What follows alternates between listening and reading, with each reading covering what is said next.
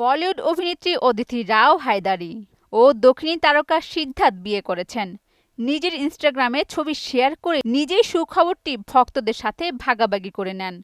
তবে কোথায়, কখন, কিভাবে বিয়ে করেছেন সে কথা অবশ্য জানায়নি অদিতি। ইনস্টাগ্রামে বিয়ের বেশ কয়েকটি ছবি শেয়ার করে অভিনেত্রী লিখেছেন, তুমি আমার সূর্য, তুমি চন্দ্র, আকাশের সব তারা, অনন্তকালের সোলমেট, তুমি আমার সবকিছু, ভালোবাসা, আলো, ম্যাজিক, মিসেস অ্যান্ড মিস্টার আদর্শিদ্ধ। বিয়ের খবর জানানোর পর থেকে এই জুটি ভাসছেন অভিনন্দনের জোয়ারে। দুই তারকার ভক্ত অনুসারী থেকে শুরু করে অভিনয় শিল্পীরা তাদের নতুন জীবনের জন্য শুভকামনা জানিয়েছেন। অভিনন্দন জানিয়েছেন দুলকার সালমান, দিয়া মির্জা সহ আরও অনেকে।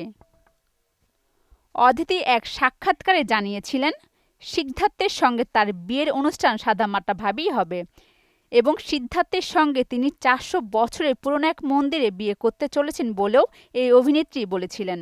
2021 সালে অদিতি আর সিদ্ধার্থের প্রথম দেখা হয়েছিল, আর সেখান থেকেই তারা একে অপরের হাত ধরে প্রেমের পথে চলা শুরু করেন।